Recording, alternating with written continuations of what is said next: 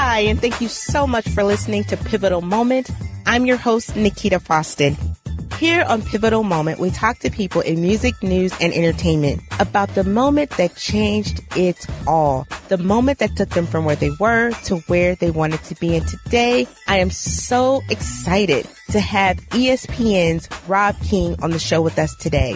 Rob King is the Senior Vice President of Original Content, News Gathering, and Digital Media for ESPN. In this role, King has responsibility for ESPN's entire portfolio of news gathering and storytelling assets across television, digital, and print, including the ESPN app, ESPN.com, ESPN the magazine, ESPN Fantasy, ESPN FC, ESPNW, The Undefeated, and 538. Rob also oversees ESPN Films, 30 for 30, Outside the Lines, E60, the Cross-Platform Features Unit, and ESPN's editorial board. King joined ESPN in 2004, and prior to that was Senior Vice President of Sports Center and News and oversaw all global and digital content. Rob is actually one of the people who helped me in the very early stages of my sports journalism career to provide insight and real feedback on the industry, and his leadership continues to guide the careers of so many folks at ESPN and in the sports world in general. His vision guides ESPN toward bigger, better, and greater. Thank you, Rob King, for being a guest, and welcome to Pivotal Moments. On the show today, King talks about pivotal moments in his life, but first he offers valuable career advice on how to stand out for the right reasons for the job you really want. You talked about finding a job and that it's not about you or your resume, it's about solving a problem. You talked about a young lady with a QR code on her resume or on a sheet of paper, which was her resume. Can you talk about that? Yeah, the point I was trying to make was that when you see a job posting, that should be your first clue that the posting is a doorway into learning more about what the specific problem the hiring manager is trying to solve. And that means you got to start doing your research to present yourself as the solution to that problem. So the story that you're referring to went something like this. We had been in the media talking about our awareness that consumption of media on mobile devices was going to soon outstrip consumption of media on desktop devices, and so that we were taking a mobile-first approach to how we were going to publish and present our content. And we were very serious about that. We were diving really hard into refining our apps, and it was really mobile first, mobile first, mobile first. So we had an opening in our digital team, and this candidate walked in, and she put a sheet of paper on my desk, and the only thing that was on the piece of paper was a QR code. So I had to pull out my phone to open up all of her credentials, which included written work, videos she'd produced.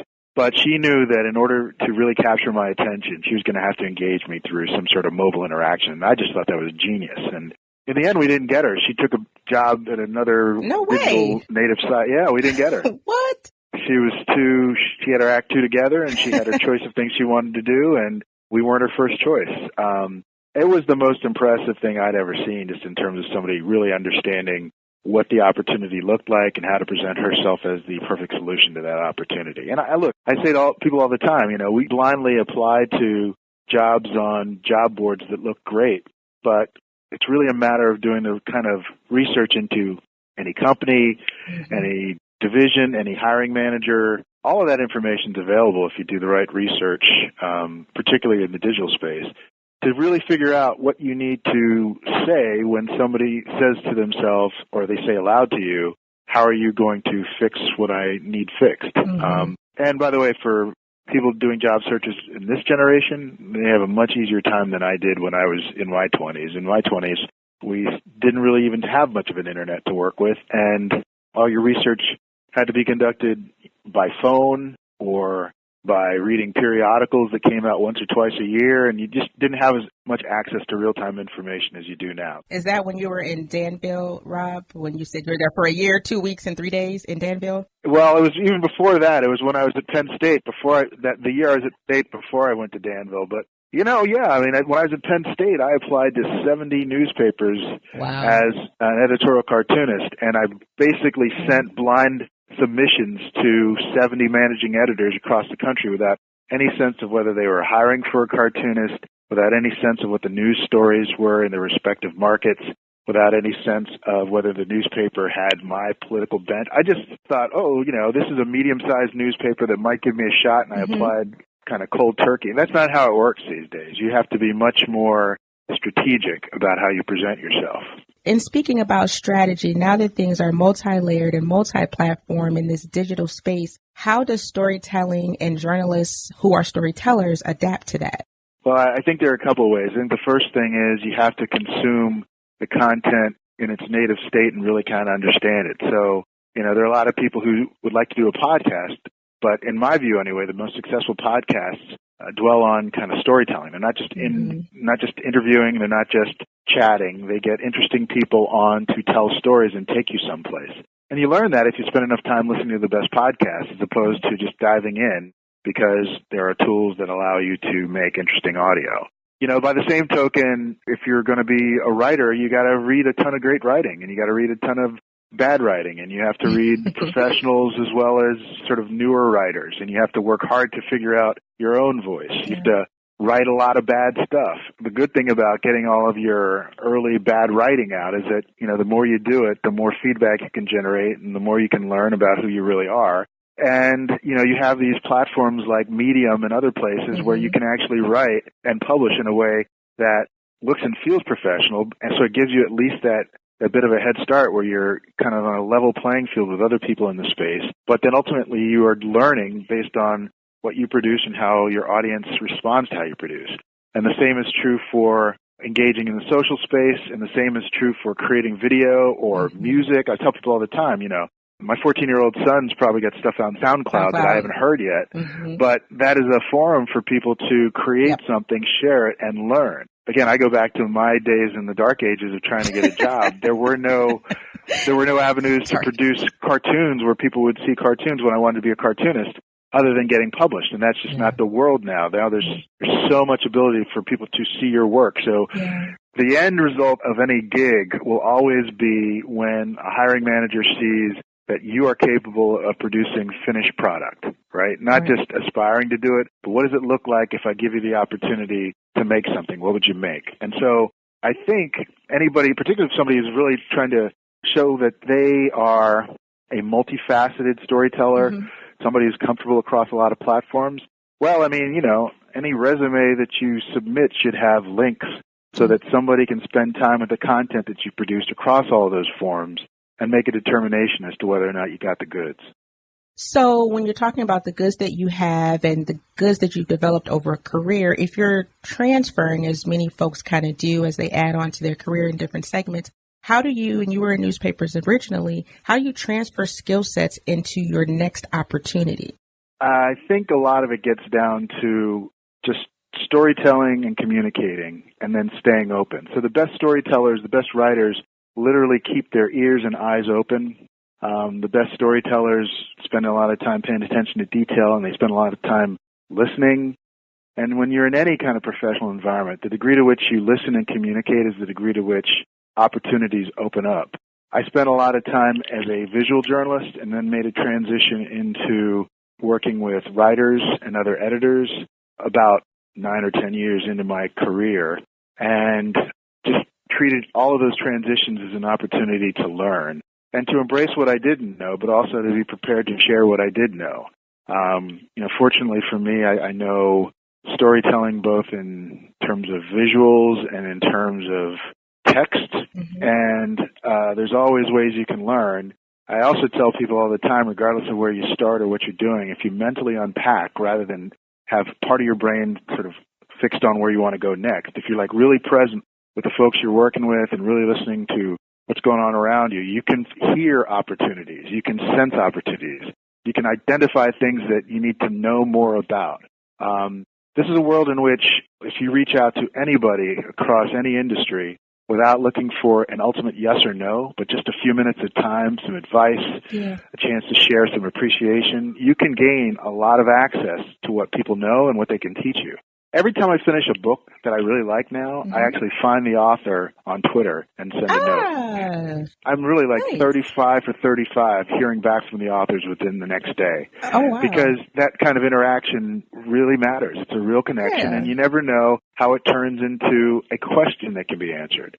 So That's a good point. I think that particularly as we try to stay flexible as, what is considered media changes over time, we really do need to listen to our audiences, need to pay attention to our own consumption patterns.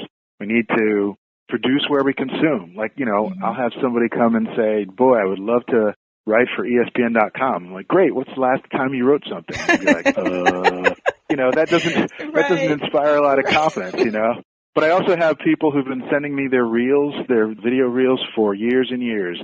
And it's cool when you actually see improvement or when you see something kind of differentiated and you can encourage folks to pursue that. Because ultimately, what you're going to try to arrive at is a job that feels authentically like yourself. Not a role you're trying to play, not some character you're trying to develop. It's got to, when you're ultimately yourself, that's when you've arrived. Right. I always think about Stuart Scott. He was unapologetically himself. Yes. But if you saw his audition tapes from when he was in Orlando, you'd bust out laughing. Oh my gosh, that would be great. I haven't seen those. But he found his path and he held true. Once he found himself, he held true. And, one of the most successful journalists I've ever been around. And I think that if you're kind of open to that journey, if you're open to asking people about things you don't know about and trying to learn more and experimenting and sharing your work out publicly and taking the feedback and trying to get better, there's a path for people to find who they authentically are in this business. And one of the stories about being authentic that I found really, really interesting, you talked about let Ricardo touch the ball. Can you tell us about that story? Because that was a great story. Yeah. So I'm not really sure how much he's going to love me telling this story. Oh, okay. My man Ricardo Grandison is somebody I went to Wesleyan University with, and we were on the basketball team. And when Ricardo was on the squad, he didn't get a lot of run. He generally kind of was a member of the team, practiced as hard as anybody else, warmed up as much as anybody else, but he didn't really see a lot of light on the court. So we had this one game at Connecticut College where on a certain play late in the game, I was going to the basket and I got undercut pretty badly. Cheap shot, hurt my shoulder. In fact, my shoulder was dislocated. I felt it kind of slip out and I was in a ton of pain. I jumped up like I was, going to do something about it. But then I realized, oh man, I'm jacked up. Let me just take a knee, right?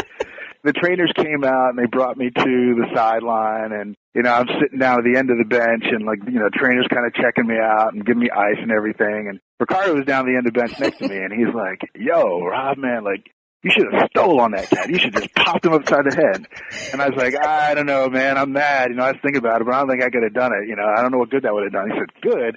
I could have run out on the floor and then I could have touched the ball.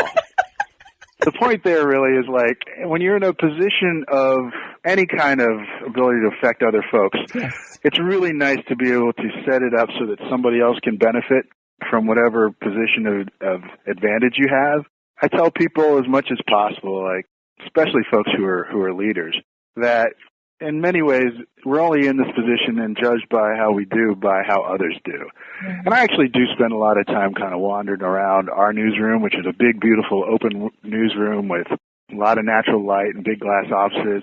And I spend time seeing who gets to sit in an office and who's sitting at the head of the table and what does the collection of people sitting around the table look like and how many people are speaking. And, we've turned our walls into something of a living gallery of work we have in progress. And we've created show and tell so that people can see things that are in progress and everybody gets to talk about their work, whether you're kind of the top editor or whether you're a new designer who's got some funky project going on. And that genuinely is my favorite part of this job, which is just, you get to see people shine. And so that's what Let Ricardo Touch the Ball is about. It's if you're in a position to help somebody and let them succeed, do it. That's a great story. And it makes so much sense. And I want to ask you about your pivotal moment, since that's the name of the podcast. And there are 3 people that you mentioned that I have read about when you were talking about moments in your life. And I don't know if you can pick out one of those 3 that made the most difference, but you mentioned Wendy Ross, Alice Bonner, and Amanda Bennett.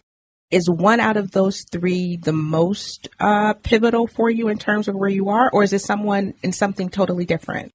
Well, my parents are the most pivotal folks in my life for sure. But I mean, the three of them they came in interesting parts of my life. I mean, Wendy Ross showed up when I was, I think, 22, working, sorting mail at the Washington Post, where she assured me that I would be 3 or 4 people between the time I was 22 and 30. You know, she said you're going to fall in and out of love. You're going to have different cars. You're going to have different pets. There's music you're listening to now that you won't like at 30. There's clothes you're wearing now that you'll be embarrassed to wear when you're 30 years old. You got to give yourself permission to try a lot of things and be a lot of different people at that stage in your life, right? So that was very helpful perspective. Alice Bonner told me when I got out of grad school and got a job in Danville, Illinois as a cartoonist, you know, in 1985, 86, there were so few people of color in newsrooms that I really wouldn't be serving anyone if I just went to a job where I was sitting in my office doing my cartoon and going home, that I was going to have to willingly be engaged to help do more in newsrooms, be more present, and be more of a leader. And so she threw down the gauntlet in a way that just ultimately became my career path. Yeah. And then Amanda Bennett gave me a piece of advice when I was 41, and it really didn't have much to do specifically with career. It had everything to do with just life in general, which is it's going to work out, you just don't know how. That's what she said. It's going to work out, you just don't know how yet, and you have to be good with that. And that was really powerful advice because in the end, no matter what you have your heart set on, advice actually came when my wife and I were trying to start a family. It may seem bleak at the moment. It may not seem like the path that you thought you'd be heading on, but it's going to work out if you stay open to it. You're writing your own story in real time. And I've given that advice as much as possible because it's maybe the most profound thing anybody ever said, particularly in a moment where I really needed to hear it. So I just always count those three women as being, as showing up in my 20s and my 40s at the perfect time. And speaking of age, you mentioned about the awful in between when you're getting out of grad school or undergrad, 21 to 32, maybe having that first or second job, and folks above you are senior. But then there's also a segment of folks that are after 30. So is that an awful in between as well? And how do those people kind of make transitions into the next step? Well, I haven't really phrased that period of time. I mean, if I had to on the fly, I would call it the rough and tumble. R&T. Yeah. The awful in between is when you're like, I was a kid and I was getting straight A's in everything. And now I'm in the real world and I'm kind of starting over and I'm watching everybody have what I would view as real lives as opposed to me working late shifts and not making a lot of money and trying to figure out who I am. In the rough and tumble period, you start to get an idea of who you are. You start to get an idea of what you don't like. You start to get an idea of, you know, your own internal timetable, and you start getting bigger assignments. You get bigger opportunities to make big moves. You also get bigger opportunities to make big mistakes. But it's a period of time where you start developing the right kind of skills and the right kinds of calluses that you need as you go forward. And it's also, for many of us, it's that period of time where we actually get to be on the doing side, because those folks who then go on to being managers or leaders kind of lose that ability to touch stories or touch product in real time.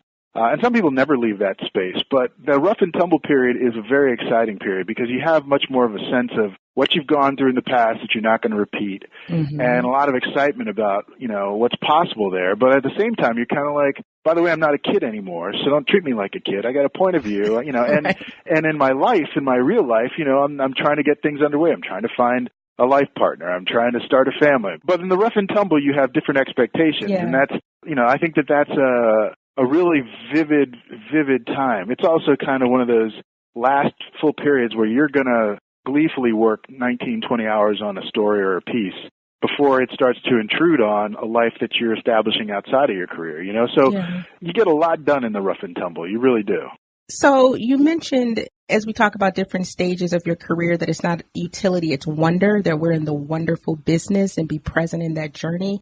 So for folks who are listening who may just be starting out, you know, not even in the awful in between yet, but let's say college still, and listening to, oh my goodness, Rob King, he's over all of these things at ESPN. How can I do that? What do I need to be doing and thinking in high school and undergrad and even outside of the school setting to position myself for the things that I think I might want? So what you're referring to, I actually said we actually have to strike the balance between utility and wonder, which is like anytime somebody reaches for their phone or somebody reaches for their remote, they got a limited amount of time for the experience. And either they're looking to find out the answer to something or the time something starts or, you know, what just happened, which is very much a utility thing, or they're reaching to say, take me away from where I am right now. I'm going to go into social and see what all my friends are doing. I want to see a funny video. I want to share something that surprises me, right? So that's good. We're in that balance. That's ultimately the interesting business. It's a mixture of utility and a mixture of wonder. For folks who are younger who are trying to figure out what they're into, I think the shortest path here is ultimately like, do what gets you excited. Yeah. You know, I mean, too many people sort of jump into a form of, I'm going to write news stories because ultimately I want to be this journalist. But I'm telling you, or I'll give you another example. There are a lot of people who get into visual arts in media who are designing magazines or newspapers or doing photography. And I tell you, 85% of those people have a guitar. You talk to writers, like 60% of them got a book project going, yes. or want to write poetry or what have you, and they're not doing the thing they really want to do. So when you're younger, anyway, when you're 15, 16, 17, I would ask that you devote at least half the time to what really excites you. Because if you get better and if you get stronger at the thing that really excites you, it's going to inform the other stuff. People feel this pressure appropriately to try to figure out whether or not there is even a journalism day job to be had down the line. But we never wonder when we reach for our phone that there's going to be something interesting or silly or surprising or enlightening or these days enraging that's going to engage our emotions, right? And people are making this stuff left and right. I don't know. I mean, like I view what my son and my daughters are doing in terms of how they spend time with media and the amount of time they spend reading books and the amount of time they spend buying skins on Fortnite or what have you. And then when I talk to them about what it is they want to do, invariably they want to do more of what they love to do. My son wants to create video games, That's and awesome. He understands that in order to do that in a way that really matters, he's got to care about the story. Sure. My daughter my youngest daughter is writing chapter books. And my middle daughter can't read enough books. She's like Evelyn Wood. She just reads and reads and reads. And so some of this gets down to, I want that to be what fills them and encourages them. And then I want them to figure out a way to connect it to how they communicate with the world and then find out what would move them to even think about a career. The one who writes chapter books, she's written a series of chapter books from the point of view of the family dog. No way. How old is she? Yes. She's just turned 10. Oh, right? Wow. Congrats. And so what does she want to be? She wants to be a vet. She wants to be a vet. She knows she wants to be with animals, and she got it in her head. Yeah. So, when we start talking about people who spend time in the media space, what I mostly ask people is, what kind of stories do you want to tell? What stories move you? What do you consider yourself part of in terms of an audience? And who are you trying to nourish with what you do? Especially when you're young, that's where you need to spend most of your time.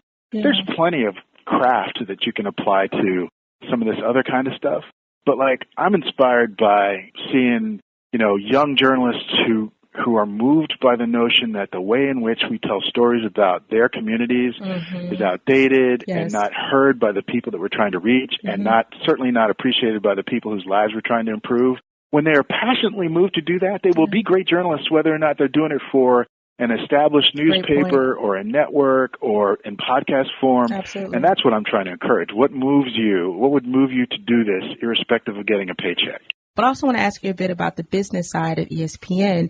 So I was reading in the Times that the ESPN app has 70 million downloads and 2 million active users daily. Is the ESPN Plus the new streaming process or ability? Is that as further along as you are wanting it to be, and how are things looking in that respect? We launched it in April, and it's doing really, really well. We're not specific about numbers, but we're very happy with how it's progressing. Okay. And we're early on. We've done a lot of work to make it a really entertaining experience. As you and I are talking today, we spent from about 10 o'clock till about 1 o'clock or about 2 o'clock with Tiger Woods playing on ESPN Plus. You can't have a better experience than that if you can't. Like me, a golf fan.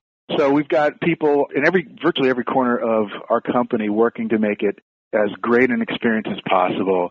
It is, a partner to what we're doing on the app in general. And then certainly, we've had video streaming for quite some time because if you are an authentic cable subscriber, you get to see everything we're doing on air and then in the digital space. Anyway, so it's a real nice compliment to what we're doing right now. And, we're learning about this business and we're learning about the different kinds of content, and we're very optimistic. It's going real well. Is the goal to attract new users to the ESPN app where ESPN Plus is housed, or the goal to get folks who are not even familiar with the app or its capabilities to the platform? The goal is ultimately to get people to spend time with all forms of ESPN because, you can also experience ESPN Plus using a Roku device or an Apple TV device, but we've really figured out a way for it to be a terrific digital streaming experience. The goal really is, though, to just make sure that we're as present as we can possibly be where sports fans consume content in the digital space. And as I said, 4 months in, we're learning a lot of stuff, but we're really happy with how we've already connected with a good portion of the audience, and we're looking to keep it going. And so, parting words, you said that our craft was about connecting and making sure that those who aren't empowered have the information and power. Do you feel as though you're able to do that currently, and what might you be doing going forward to ensure that? Well, we just have to make sure that as storytellers, we are representative of the audience that we're trying to serve. Mm-hmm. That means, we're connected to fans. We're connected to what it means to be somebody who consumes media in this day and age. It means serving sports fans wherever they are and however they need us. It means, doing it with intelligence and nuance, smart reporting, asking the right questions. It means making sure that ESPN maintains that relationship that it's always had in terms of connecting fans with the teams and players they love in a way that is, genuine and engaging. So I do believe that, our best days are ahead of us. I think we're smarter technologically than we've ever been. We have an incredible CTO. We got incredible developers. We got a lot of knowledge. We spend a lot of time working with a lot of data insights that are coming from many, many sources. We hear from our fans. The social space allows us to speak directly with our fans, and we ourselves are sports fans. So, I'm very bullish on our future. I like that. It is a great thing that you're doing, and it's great to be able to talk with you about it a little bit more in depth, and I thank you for making time to talk with me. It is my pleasure.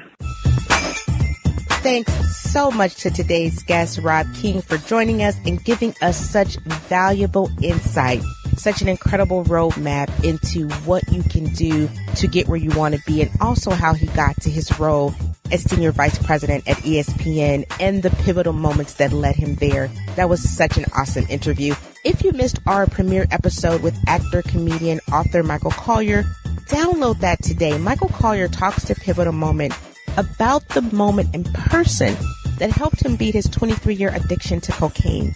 If you haven't already, also listen to our talk with former Chicago Bears and Tampa Bay player Major Wright. He talks to Pivotal Moment about what happened when he was just 7 years old that led to a career in the NFL. Also, we've got upcoming episodes that are new with Dr. Kelly Richmond Pope. Dr. Pope is the creator and executive producer of All the Queen's Horses. It's a documentary just picked up by Netflix. She tells us how one question, just one, eventually opened the door to Netflix and so much more. You do not want to miss our guests, and you do not want to miss their stories. These stories, they really remind us that where we are and where we want to be is within reach. That is the point of Pivotal Moment. That is the focus of Pivotal Moment. That is what our guests are sharing with us, and that is what we are bringing to you. Thank you so much for listening and being a part of our movement. I'm your host, Nikita Foston. We will talk to you soon.